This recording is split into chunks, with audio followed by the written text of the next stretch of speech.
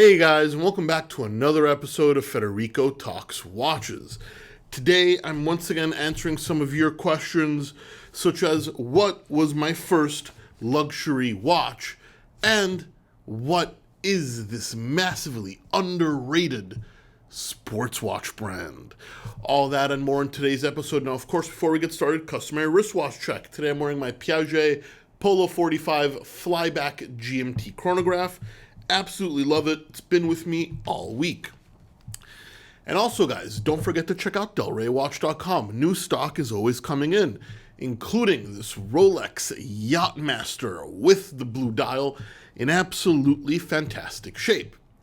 And this very rare and interesting Bulgari Diagonal Diver GMT in two-tone.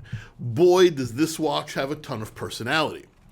And this Corum $20 gold piece, a manual wind ultra-thin movement and watch built into a genuine solid gold US $20 coin. You don't see that every day. All that and more on DelReyWatch.com, a link in the description below.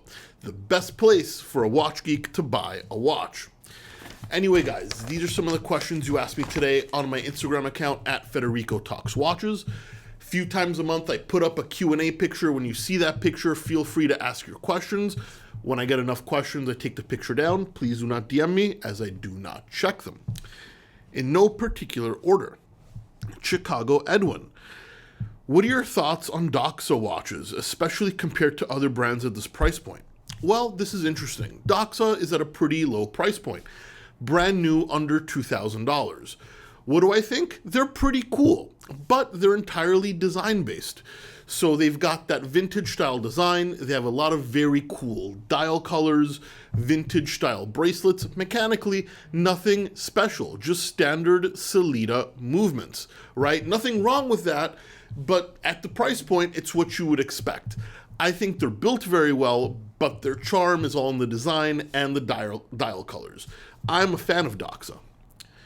Captain Tob. Hey Fed, great work. What is your opinion on the Vulcain cricket? Vulcain crickets are awesome. It's not a very common complication. It's the alarm function.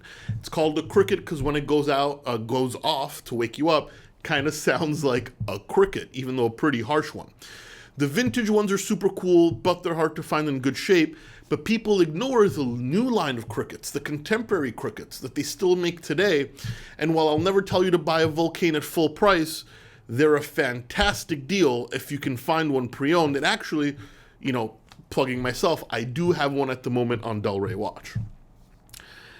After Hour Cinema, what world time watches under 3,000 do you recommend, if any? This is easy. The winner in this category is the Frédéric Constant World Timer.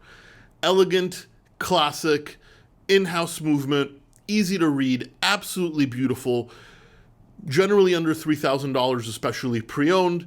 Yes, it's a brand that some people are iffy because they make some real garbage, but they make some real nice stuff too. The World Timer is part of that real nice stuff. You should absolutely check it out. Rick Uli. Hey Fed, I love your work. Thank you. What was your first luxury watch? Greetings from Vienna. The first luxury watch I bought when I was working at Wempe, retail. I was working retail in New York for a big watch store called Wempe. I was working the Christmas shift, the 24th, and it was pretty quiet, but I'd been eyeing this watch for a long time, and I figured why not I get an employee discount. I bought my IWC Vintage Engineer Laureus, the limited edition with the blue dial, for about $5,000 after my employee discount, and I wore it for years.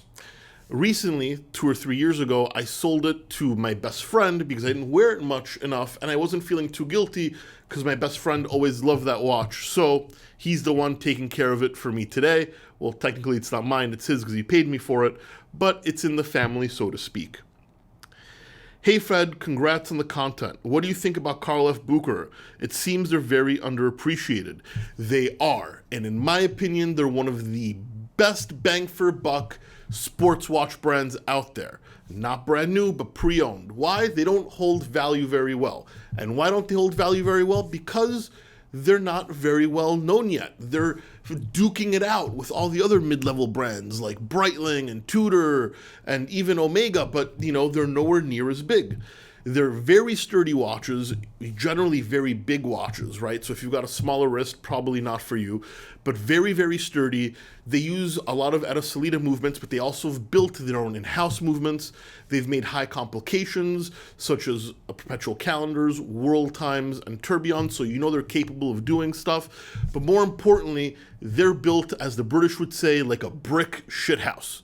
You can wear it anytime, anywhere, and never worry about it. They are true tool watches, and I absolutely love them. They're not for everybody. They can be a little garish at times, but I absolutely love them.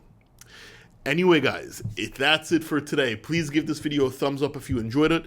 Really does help. Don't forget to subscribe so you don't miss any more content. And of course, I'll catch you in the next one. Take care.